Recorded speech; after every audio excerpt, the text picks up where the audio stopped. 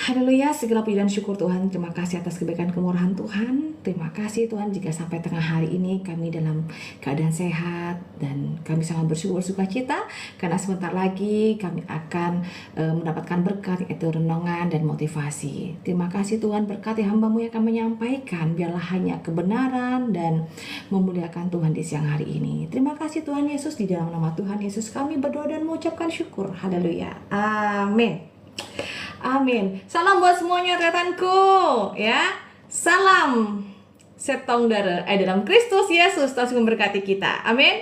Saya minta saudara dengan kerendahan hati saya, ya, bagi Anda yang saat ini mendengarkan, ya, tolong sambil tetap layarnya. Terima kasih yang sudah memberkati. Apapun yang Anda berikan di dalam live ini, saudara, saya akan memakai untuk pelayanan. Terima kasih ya buat Bapak si Batu Gunung Korea. Wow, jauh kali gunungnya Korea, guys, ya. Terima kasih saudaraku, terima kasih ya. Salam Tuhan, pada siang hari ini ya ada renungan bagaimana caranya untuk menghadapi ya di saat kita mengalami banyak hal atau banyak pergumulan, banyak ujian-ujian gitu saudara ya. Seperti biasa Diana Madurese selalu ada untuk memberikan motivasi. Ya, memberikan motivasi. Karena yang untuk berapologet sudah banyak. Jadi bagian saya ini memberikan motivasi. Amin, penguatan. Ya, jangan salah saudara, bahwa kita juga membutuhkan penguatan. Saya juga ada sampai saat ini kuat karena doa-doa teman-teman semua. Amin. Ingat, doa orang benar besar kuasanya. Dan saya bersyukur dan bersukacita dan saya mengucapkan terima kasih untuk yang sudah mendoakan setiap pelayanan, bahkan misi dan juga pembangunan gereja, pastori, dan bahkan yayasan kami saudara, Yayasan Diana Kasih Terang Madurese. Saya mengucapkan terima kasih saudara, terima kasih buat rekan semuanya yang sudah selalu mendukung setia kurang lebih 3 tahun pelayanan Diana Madurese. Saya ada sampai saat ini karena doa-doa. Terima kasih. Mau lihat di gudang. Sedang Tuhan, pada siang hari ini ya ada renungan penguatan. Bagaimana menghadapi ujian berat dan berbeban berat saudara. Mengingat bahwa Tuhan itu tidak memberikan ujian melebihi dari kemampuan kita. Ya. Amin. Amin saudaraku. Tuhan tidak memberikan ujian kepada kita melebihi dari kemampuan kita sendiri. Jadi jika saat ini Anda diberikan ujian, tentang masalah hubungan, tentang masalah pekerjaan, tentang masalah kesehatan, itu bukan karena Tuhan Yesus tidak mengasihi Anda dan saya. Tetapi saudara, karena begitu besar kasih Tuhan, Anda ingin diproses dengan caranya Tuhan agar kita kuat. Ya, kita bukan anak yang cengeng. Anak raja itu nggak ada yang cengeng, saudara. Ya, ingat saudaraku, anak Tuhan tidak ada yang cengeng. Di saat Anda mendapatkan ujian yang sangat berat, ya, di saat ada ujian yang sangat berat sekali, sampai kapanpun Tuhan tidak akan pernah meninggalkan saya dan Anda, khususnya bagi orang yang percaya. Amin. Jadi saudaraku, ya, dibalik Anda harus percaya dong bahwa dibalik setiap ujian-ujian yang ada dan saat ini Anda alami, Tuhan sudah memberikan, Tuhan sudah menciptakan apa? Hadiah yang terbaik. Ya, amin. Hadiah yang terbaik dari Tuhan itu sungguh luar biasa meskipun tidak terlihat dengan mata. Amin. Anda tahu nggak saudaraku, di saat Anda diberikan hadiah oleh seseorang, ya, ini kita berhubungan dengan manusia dulu ya, baru kita pergi pada Tuhan. Seandainya saudara, Anda memiliki seorang pasangan, misalnya entah itu suami atau istri atau pacar atau teman dekat atau sahabat dan lain sebagainya saudara, terus Anda diberikan hadiah. Hadiahnya nggak mahal, tetapi saudara, seseorang yang menghargai sebuah hubungan, ya, dia tidak akan melihat bahwa Anda diberikan hadiah, ya, meskipun nggak mahal, tapi Anda akan senang banget. Ih, dia baik banget ya, baik banget gitu. Betul nggak? Apalagi kita diberikan hadiah oleh seseorang yang kita sayangin, ya. Meskipun itu barang yang sederhana, tapi itu sangat menyenangkan hati kita. Karena kenapa? Kita bisa beli kaos nih, ini contoh saudara ya. Saya bisa beli kaos kok. Tapi kenapa ya? Kok pasangan saya ngasih saya kaos gitu? Contoh nih. Seneng banget ya kan? Saya pernah ada posisi seperti itu di saat saya ya masa lalu saya gitu ya saudara ya.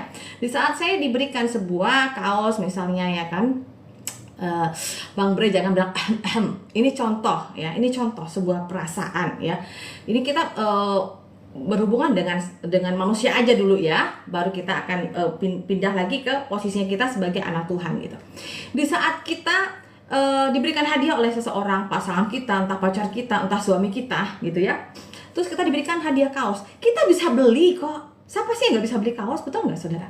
Bisa kok, bisa tak iya. Nah, tapi di saat kita diberikan hadiah kaos itu oleh orang yang kita sayangin saudara, berbunga-bunga saudara. Saya dulu pernah loh ya, ayo mungkin saya akan mengingatkan Anda kepada masa-masa dulu di saat Anda bernostalgia ya. Di saat Anda diberikan kaos Anda akan pakai kaos itu siang, sore, malam, dibawa tidur sampai beberapa hari nggak dicuci-cuci. saya pernah gitu saudara. Saya jujur ya. Setiap saya pelayanan, setiap saya memberikan kesaksian, renungan tuh saya selalu jujur saudara. Saya pernah ada di posisi itu. Dan saya senang banget gitu ya. Saya senang banget ya kan. Sampai saya pernah pakai 3 hari 3 malam. Gitu ya. Wah, biasalah saudaraku ya. Itu masih cinta-cinta di masa-masa SMA. Gitu. Jadi seneng banget ya kan. Jadi kayak ada lagu kan. Waktu itu lagunya masa-masa Evita Mala ya. Mau tidur ku ingat padamu ya kan. Kayak gitu saudara ya. Jadi seperti itu. Jadi di saat kita diberikan masa-masa seperti itu, ya kita akan berbunga-bunga, seneng banget. Gitu ya. Tetapi saudara, kita sebagai memiliki masalah sebuah hubungan, ya, sebagai manusia, seorang pasangan, entah itu pacar, entah suami, entah istri, atau siapapun itu saudara, ya, itu bisa meninggalkan kita. Itu bisa akan meninggalkan kita saudara. Tetapi yang tidak akan pernah meninggalkan kita di saat kita ada di posisi tidak baik-baik saja, itu hanyalah Tuhan. Amin. Hanya Tuhan Yesus yang tidak akan pernah meninggalkan kita. Bahkan tretanku semuanya, bahwa di balik ujian itu pasti ada hadiah dari Tuhan. Ya. Di saat kita memiliki sebuah hubungan dengan seseorang, kita akan diberikan hadiah, kita akan senang banget hadiahnya. Demikian juga di saat kita melayani Tuhan dengan penuh sukacita, kita dengan ketulusan, tahu nggak saudara? Hadiah yang diberikan oleh Tuhan kepada kita itu mungkin tidak akan pernah kita pikirkan, tidak pernah kita terbatas pikiran kita. Oh kayak gini ya, oh kayak gini loh. Saya kalau pelayanan dengan tulus itu kayak begini loh. Ya. Amin saudaraku. Amin. Jadi kita diingatkan juga bahwa di saat Tuhan memberikan kita ujian, kalau kita menerima dengan ikhlas, kita tetap mengucapkan syukur kepada Tuhan, saya yakin dan percaya Tuhan akan memberikan Anda hadiah-hadiah yang luar biasa. Dan Tuhan sudah menyiapkan itu, amin. Sama seperti saya, saudara. Di saat saya menerima Tuhan Yesus sebagai juru selamat saya, padahal saya ini merasa bahwa saya ini sangat berdosa banget ya. Saya dulu kalau melihat orang Kristen tuh benci banget, wanak, dan bahkan saya punya temen satu kelas itu namanya Dodi ya saudara ya. Mungkin sekarang dia mungkin melihat saya menjadi orang Kristen, aduh lebih-lebih saya jadi gembala, jadi pendeta, mungkin dia ngetawain saya sampai terpingkal-pingkal, terjungkil-jungkil balik kali ya. Karena kenapa saudara? Saya paling benci sama teman saya itu, si Dodi itu saudara. Benci banget. Saya nengok dia tuh kayak, mohon maaf ya, itu orang kayak ngasah, orang Kristen tuh bau banget gitu kan. Pasti orang Kristen tuh bau. Karena kenapa? Dia makannya suka makan babi, makanya baunya pun kayak gitu kan. Mohon maaf ya, itu kan dulu ya. Tapi itulah, saya pernah ketemu loh Bang Laskar waktu saya pulang ke Madura 2 tahun yang lalu. Dia ngetawain saya pakai motor. Oh, Oten, woi kafir gitu ke saya. Oh kurang ngajar ya, saya bilang gitu. Kurang ngajar, yang manggil aku kafir loh. Kan si Dodi itu dia kerja di sebuah rumah sakit ya yang ada di Sampang gitu ya. Dia ngomong begini ke saya, "Hei kafir, gimana kabarnya kafir? Pakai motor nggak berhenti. Saya dipanggil kafir, kurang ngajar." Saya bilang begitu kan. Tapi kalau ingat masa-masa kayak dulu, saya makasih mau lihat ya Bapak si Tauhang ya, mau lihat jadi saya begini, oh Tuhan, ternyata luar biasa ya rencana dan rancangan Tuhan gitu dalam hidup saya. Saya dulu awalnya begini, saya nggak tahu ini ujian apa sih sebenarnya yang Tuhan persiapkan untuk saya. Apa sih yang mau Tuhan dalam hidup saya gitu. Jadi orang Kristen tuh pertama kali tuh sungguh berat banget. Dibenci dengan pasangan saya, dibenci oleh suami ya waktu itu ya. Dan belum lagi teman saya bilang, kau Dian, sini kau. Ya kan? Udah pertama saya dicerai oleh suami. Itu yang pertama, paling berat saudara. Saya nangis gitu, karena kenapa? Saya sayang banget sama suami saya waktu itu. Sekarang kan sudah milik orang lain ya kan. Saya gini, aduh susah banget ya jadi orang Kristen ini. Makasih Pak.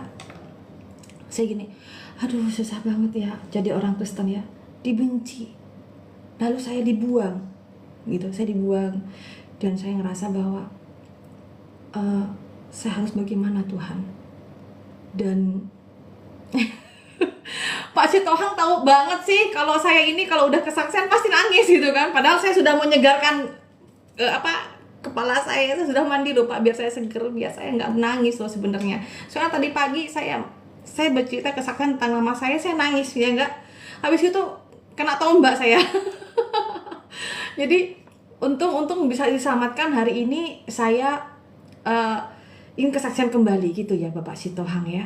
Mau tetap layarnya dong saudara ya. Jangan sampai di bawah 50 lah. Kena tombak lagi saya nanti ya.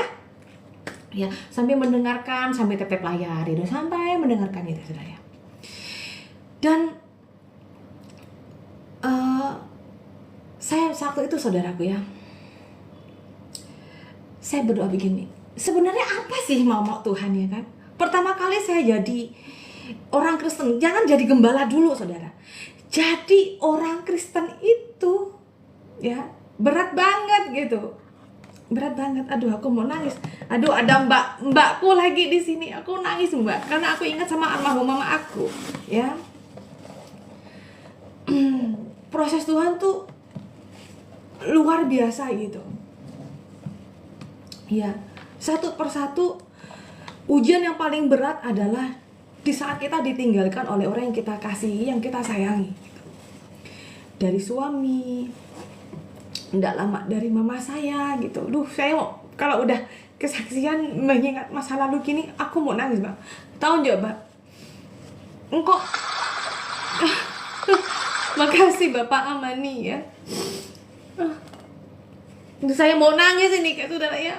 Karena saya kalau udah inget masa-masa saya menjadi orang Kristen itu berat banget.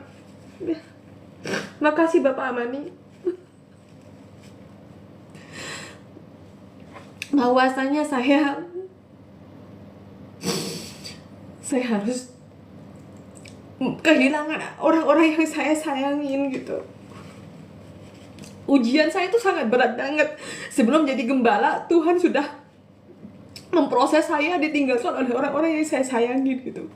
Saya kehilangan suami saya kehilangan pekerjaan saya dipisahkan oleh anak saya,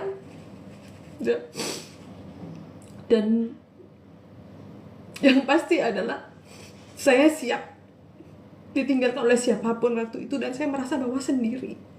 Saya pernah saudara, waktu pertama kali saya ke Kalimantan dan saya menghidupi anak-anak saya, bahkan sampai detik ini pun bapak dari anak saya tidak pernah memberikan nafkah kepada si abang ya, kepada si abang. Dan saya bilang begini, kalau kamu bawa anak kamu menjadi orang Kristen, ada apa-apa kau minta sama Tuhan Yesus kamu, Tuhan Kristen kamu ya, kamu itu sudah bukan apa-apaku. Dan anak saya dibilang apa? Kalau ada apa-apa kamu urus anak sendiri. Tahu nggak sih saudara, sakit. Seorang Diana Madurese yang Anda lihat saat ini bukan seperti ini. ya. Bukan seperti ini. Bahkan Anda kalau ingat waktu seminggu yang lalu, kurang lebih seminggu yang lalu, saudara, saya nostalgia, saya pergi ke Serian Malaysia, dan belum saya upload ya videonya. Saya bertemu dengan toke saya bekerja sebagai pembantu. Jadi setiap orang, saudara, setiap orang itu diberikan proses dan ujian masing-masing. Apakah kita mampu dan tetap bertahan? Gitu loh. Apa kita mampu untuk bertahan atau enggak? Karena banyak orang Kristen, ya. Banyak orang Kristen, tetapi dia tidak memiliki kesetiaan. Saya katakan, setia kepada pasangan itu banyak dilakukan, tetapi untuk setia kepada Tuhan, belum tentu semua orang bisa melakukan itu. Amin. Nggak semua orang Kristen bisa melakukan. Mungkin terlahir dari Kristen, atau mungkin ada yang lahir baru, ada yang murtadin. Tapi banyak orang yang tidak setia kepada Tuhan. Betul nggak, saudara? Banyak mantan pendeta. Jadi di saat ada mantan pendeta, dia mengatakan apa? Tuh, kamu ngapain jadi seorang murtadin? Mantan pendeta itu banyak. Dia meninggalkan Tuhan, kamu malah jadi orang oten. Apa yang kamu pikirkan? Kau gila, kau stres. Tapi ingat, saudara, di Yakobus pasal ke-1 ayat yang ke-12. Di Yakobus pasal 1 ayat ke-12 bagaimana? Demikian firman Tuhan. Berbahagialah orang yang bertahan dalam pencobaan, sebab ia sudah tahan uji. Amin. Berbahagialah orang yang bertahan dalam pencobaan, sebab apabila ia sudah tahan uji, ia akan menerima mahkota kehidupan yang dijanjikan Allah kepada barang siapa yang mengasihi dia. Yang mengasihi siapa? Yang mengasihi dia. Ya. Ingat, berbahagialah orang yang bertahan dalam pencobaan, sebab apabila ia sudah tahan uji, ya, ia akan menerima mahkota kehidupan yang dijanjikan Allah kepada barang siapa yang mengasihi dia. Dia itu siapa? Mengasihi Tuhan dengan sepenuh hati. Amin. Mengasihi Tuhan dengan sepenuh hati. Jangan Anda mengasihi Tuhan menjadi orang Kristen, tapi Anda apa? Tapi Anda ingin ada timbal balik. Ingat, menjadi orang Kristen bukanlah seperti kita mau berdagang antara ada untung dan rugi. Amin. Di saat Anda berpikir bahwa menjadi orang Kristen harus menjadi orang yang kaya raya, harus beruntung dan sebagainya, setelah nggak beruntung, kalian meninggalkan Tuhan. Apalagi ada banyak orang murtadin, banyak orang lahir baru. Tetapi di sini, saudara, orang lahir baru banyak. Ya. Orang lahir baru banyak. Tetapi yang mau bertahan benar-benar sedikit dan sangat sulit sekali. Jangankan orang biasa, artis juga banyak yang lahir baru. Banyak. Tapi apakah dia setia? Tidak, saudara. Karena orang yang sudah tahu firman Tuhan pun mampu meninggalkan Tuhan. Kenapa? Tidak tahan uji. Yang ada di firman Tuhan di Yakobus pasal 1 ayat ke-12 itu tidak dilakukan dengan sungguh-sungguh. Di sini terkatakan, berbahagialah orang yang bertahan dalam pencobaan, sebab ia sudah tahan uji. Tapi banyak orang yang tidak tahan dengan pencobaan, tidak tahan dengan ujian, tidak tahan dengan masalah, tidak tahan dengan sakit penyakit, tidak tahan dengan patah hati. Banyak orang yang pacaran, kena patah hati. Ada juga pacaran, ngikut ke sebelah. Apa yang Anda pikirkan? Apakah keselamatan itu hanya ada di ujung kukumu? Apakah keselamatan hanya ada di pangkal pahamu? Sungguh terlalu.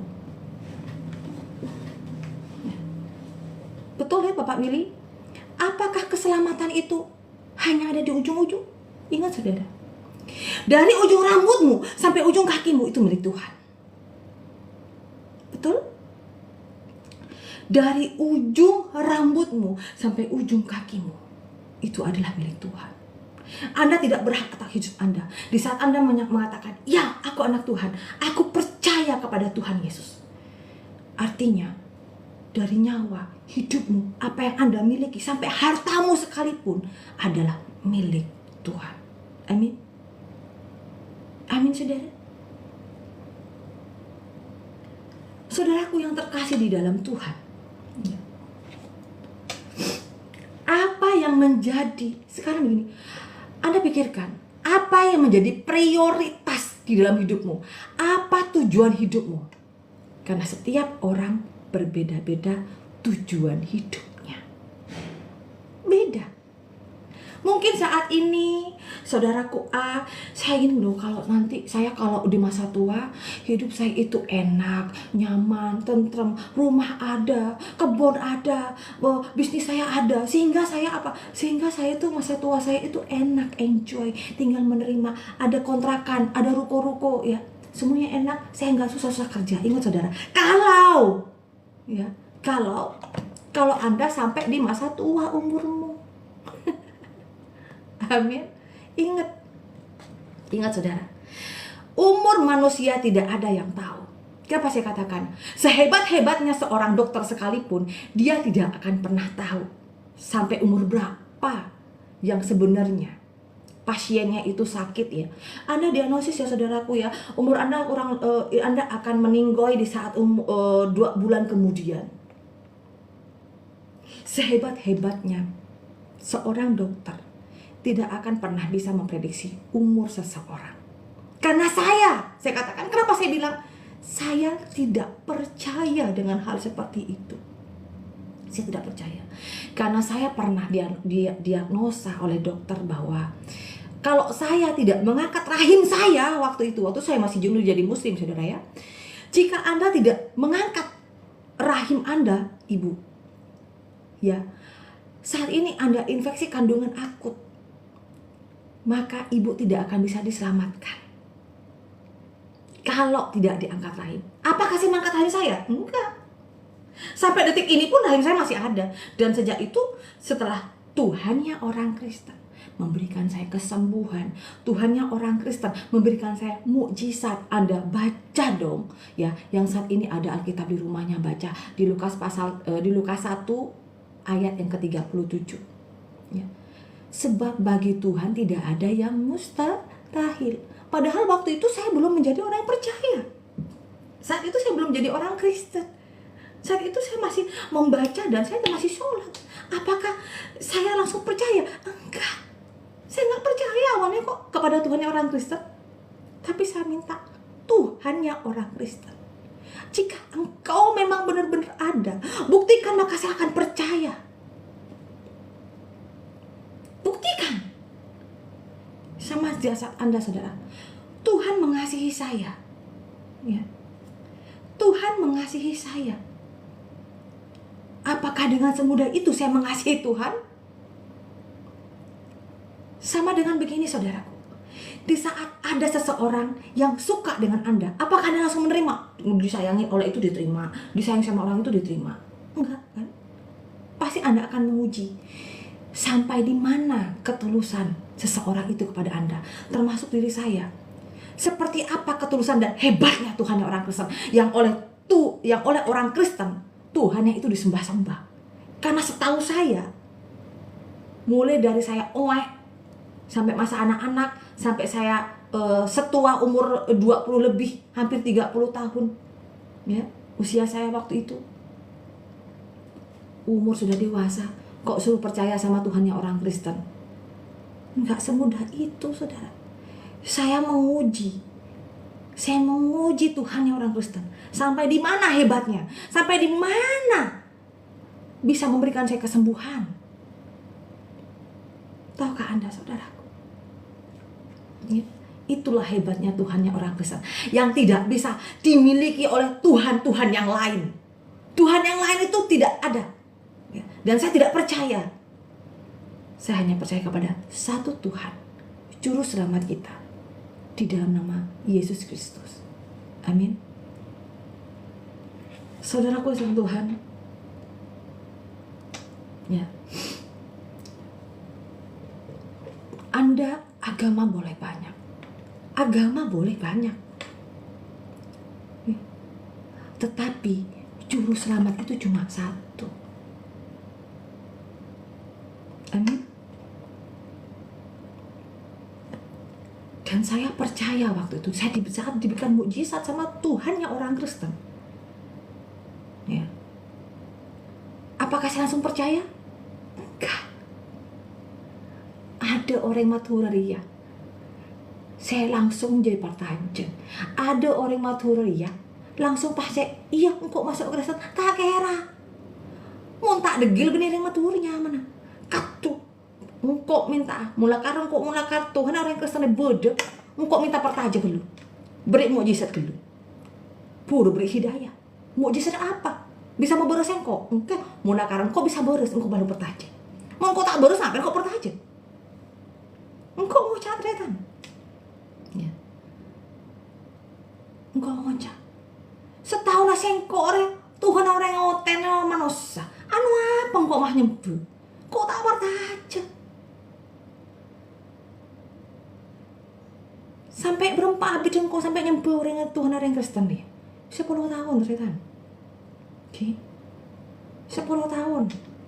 Saya benar-benar menyerahkan hati, jiwa, raga, semua kehidupan saya itu kepada Tuhan yang orang Kristen. Setelah 10 tahun. Ya. 10 tahun, saudara. Baru saya benar-benar percaya. 10 tahun lamanya baru saya menyerahkan hidup saya kepada Tuhan yang orang Kristen. Banyak ujian-ujian. Bukan saya yang diuji oleh Tuhan. Saya yang menguji Tuhan yang orang Kristen. Tahu nggak, saudara? Biar Anda tahu. Sebegitunya saya tuh degilnya, sebegitu saya bandelnya. Bukan Tuhan yang menguji saya yang menguji Tuhan yang orang Kristen. Apakah Tuhannya orang Kristen benar-benar dia bisa dipercaya? Ujilah aku Tuhan.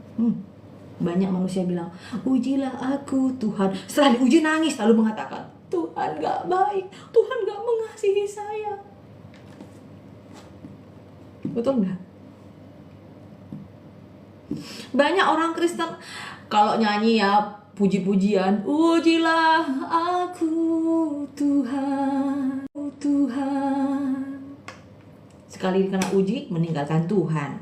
Terus katakan Tuhan itu nggak ada, Tuhan Yesus itu nggak ajaib, Tuhan Yesus itu nggak menolongku, Tuhan Yesus itu nggak menyembuhkan aku. Lah kalau Anda takut diuji lah jangan nyanyi itu. Betul nggak? Terus ada pujian yang mengatakan suka-sukamu Tuhan, suka-sukamu Tuhan, suka-sukanya Tuhan. Tuhan lalu ingin apa? Ingin Anda melayani Tuhan. Tapi di saat Anda melayani Tuhan, Anda diberikan apa? Diberikan proses hidup yang begitu sakit, lalu Anda mengatakan Tuhan tuh nggak mengasihiku. Betul? Coba Anda renungkan, saudara. Anda renungkan, ya. Renungkan saat ini.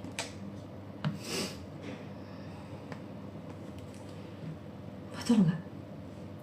Banyak orang meninggalkan imannya, meninggalkan Kristus karena tidak kuat dengan ujian. Betulkah betul? Saya pengen Anda saat ini yang ada di DM 01 dan 02, Anda jawab dengan jujur. Banyak kan orang yang meninggalkan Kristus di saat dia menerima ujian. Banyak. Bukan hanya jemaatnya, saudara. Pendetanya juga banyak yang meninggalkan. Karena kenapa? Imannya rapuh. Bantu tetep layarnya. Biasa. Ada yang mau nombak saya. Tolong dibantu tetep layarnya ya.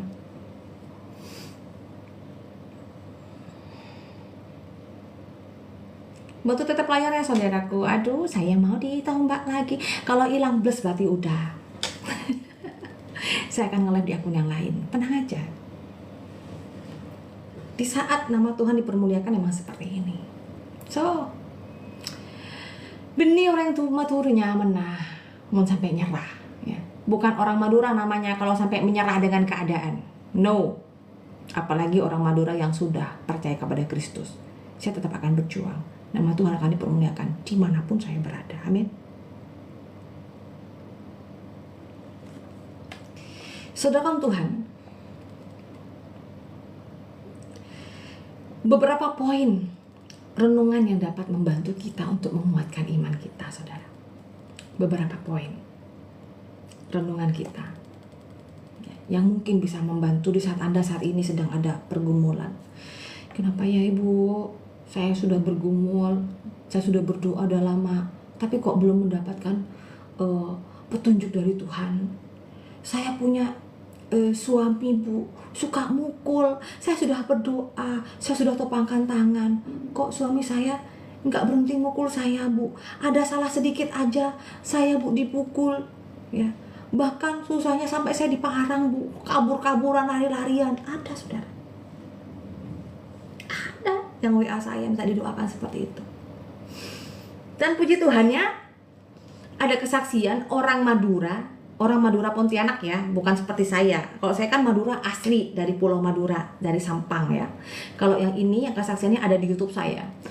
Orang Madura Pontianak, ya udah turun temurun gitu orang Madura di situ dan ada di Pontianak. Beliau itu ngintip saya waktu khotbah Natal. Si ibu itu orang Madura.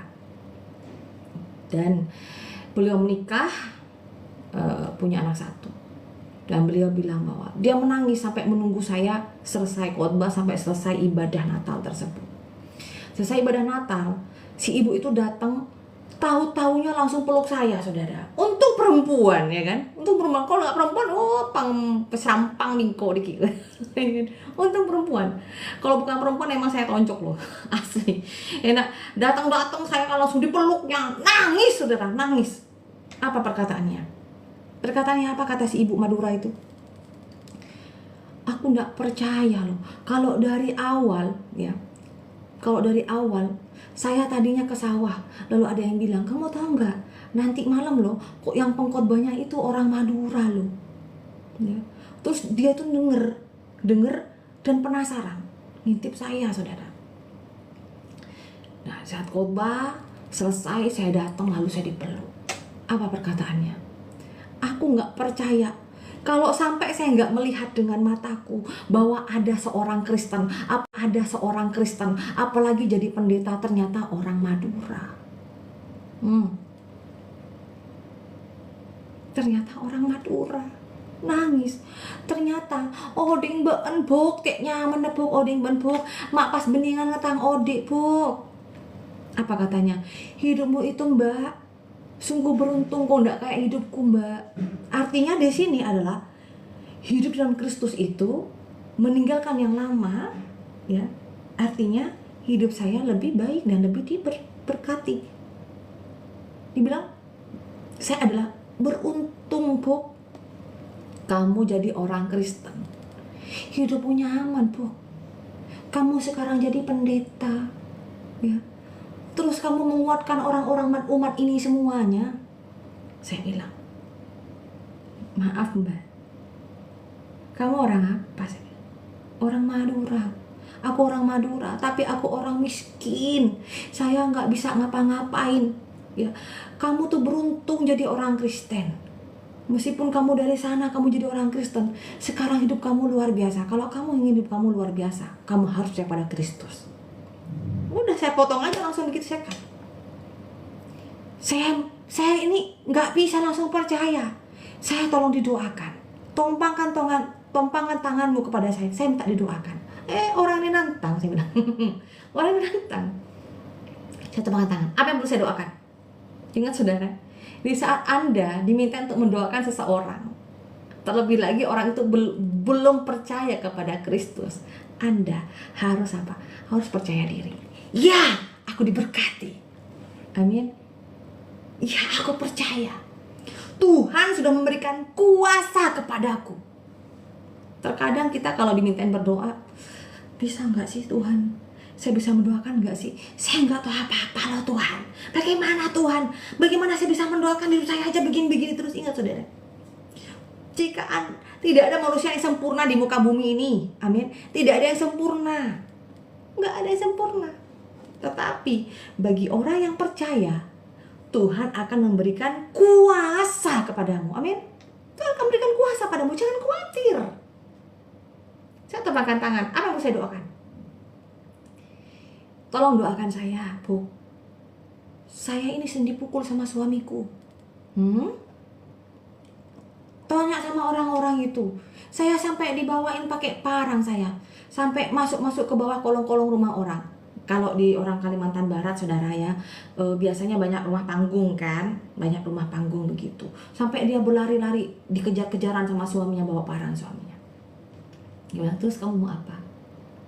Tolong doakan saya. Minta sama Tuhan kamu, Bu. Minta kepada Tuhannya kamu, Mbak, untuk doakan aku agar aku tidak dipukul lagi, aku nggak diinjak-injak lagi, dan aku nggak diparang. Saya bilang apa, saudara? Saya doakan kamu, tapi kamu harus mengikuti doa saya. Kamu harus percaya bahwa Tuhan Yesus itu yang akan menyelamatkanmu. Amin, saudara. Akhirnya si mbak itu bilang, ya udah, buka hatimu, jangan keraskan hatimu. Saya topang tangan, saya berdoa. Ya, tenang aja, suamimu sudah saya serahkan kepada Tuhan Yesus. Jadi biarlah nanti suamimu itu diproses oleh Tuhan. Amin. Kita aja, saudara. Dan luar biasanya lagi, beberapa sekitar 2-3 bulan kemudian saya datang lagi ke situ. Saya main ke rumahnya dan saya tanya, bagaimana suamimu? Weh, ternyata suamiku sekarang sudah tidak pukul saya lagi, tapi suamiku sakit. Suamiku sembuh sakit, Bu. Sakit apa suamimu? Suamiku kemarin lumpuh. Tahu-tahu bangun tidur lalu lumpuh. Kesaksiannya ada, saudara, oleh Ibu Madura itu juga. Makanya ternyataku ya, jangan lupa di follow. Buka dong YouTube saya ya. Nama YouTube saya itu Diana Madurese.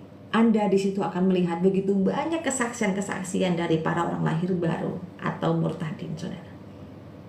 Dan ada juga si ibu itu bercerita bahwa setelah berdoa kepada Tuhannya orang Kristen, karena si mbak itu meskipun tidak percaya, saya kasih Alkitab loh. Baca ini. Saya kasih Alkitab. Saya kasih Alkitab dan akhirnya dia bacakan di saat suaminya katanya sakit. Saya bilang begini, Bu, aku harus baca di mana? Karena suamiku sakit. Kita masih bisa chat-chat WA. Saya telepon-teleponan juga selama 3 bulan, kurang lebih 3 bulan itu, saudara. Kamu baca aja di situ. Di situ akan banyak nasihat-nasihat, masukan-masukan, penguat-penguat untuk kita yang baru belajar. Itu baca aja di Mazmur dan juga Amsal. Saya bilang begitu. Ya, jadi beliau baca. Tahu-taunya suaminya itu bangun tidur, suaminya itu lumpuh, saudara. Kalau nggak salah 2 mingguan ya. Saya lupa, Anda bisa lihat di YouTube ya. Karena yang bersangkutan menceritakan sendiri kesaksiannya, orang Madura, saudara. Dan beliau itu membaca Alkitab. Dan disebutkan di dalam nama Kristus Yesus itu, saudara. Saudara Tuhan, jika orang yang belum percaya saja Tuhan sembuhkan, apalagi kita dan Anda, saya dan Anda, kita itu saya dan Anda, saudara. Pasti akan diberikan kesembuhan, mukjizat. Jangan khawatir, ya. Tuhan tidak memberikan beban melebihi kemampuan. Tuhan tidak akan memberikan ujian di luar kemampuan kita. No, enggak. Jika saat ini Anda diberikan ujian, artinya Anda dipercayakan oleh Tuhan dan berkat-berkatnya terkemudian. Amin. Anda percaya saat ini? Saat Anda sakit, puji Tuhan, haleluya, saya diberikan sakit. Artinya sudah ada akan berkat Tuhan yang sudah Tuhan persiapkan untukku. Amin. Pegang di dada Anda saat ini, saudara. 3. Dan Anda katakan, terima kasih Tuhan Yesus. Saat ini saya menerima berkat-Mu dengan ucap syukur. Amin. Terima kasih Tuhan Yesus. Anda sudah mempercayakan ujian ini kepadaku. Karena saya kini yang percaya, Tuhan Yesus itu Tuhan yang Immanuel, Tuhan yang selalu menyertai kita. Amin. Amin. Nah, Saudaraku, kalau Anda membaca di 1 Korintus pasal yang ke-10 ayat yang ke-13, saudara, mengingatkan bahwa Tuhan tidak akan membiarkan kita dicobai melebihi kekuatan kita. Ya, di saat ini ada diberikan ujian-ujian ya kan. Artinya Tuhan mempercayakan bahwa Anda bisa melewati itu. Apapun itu. Ya. Karena setiap proses ujian iman kita itu adalah pendewasaan iman. Amin, pendewasaan iman. Kita akan naik kelas. Ujian kok bisa naik kelas, hubungannya apa? Salam Tuhan. Tentunya kita pernah sekolah. Ya, kalau Anda masih saat ini ada yang belum sekolah atau masih udah berumur tapi aku nggak pernah naik ke bangku sekolah minimal ya, anak cucu Anda ya, begitu ya. Jadi saudaraku, di saat kita melihat diri kita atau anak cucu kita sekolah, tentunya dari TK ya, dari PAUD, terus TK, terus SD, SMP, SMA, lalu kuliah, tentunya tingkatan-tingkatan kesulitan di dalam sekolah itu, ujian-ujian pasti berbeda-beda dong. Gak mungkin ujian kelas 1 SD dikasih ke ujian kelas 6, apalagi dikasih ke ujian yang SMP, kan gak mungkin gitu saudara. Jadi sama dengan kita ya, ujian adalah proses pendewasaan iman. Kalau dibilang Ibu Diana Madurese itu enak banget ya, ingat saudara, ujian saya mungkin berbeda dengan ujian Anda. Anda melihat saya itu nyaman banget, tapi justru saya sebaliknya, saya lihat Anda tuh yang enak banget gitu. Tapi itulah saudaraku ya, dilihat di mata orang lain kita enak, tapi kita yang menjalaninya, sakitnya ya. Tapi di saat kita ada ucap syukur, menyerahkan hidup kita kepada Tuhan, kita tetap mengatakan apa? Tuhan Yesus baik.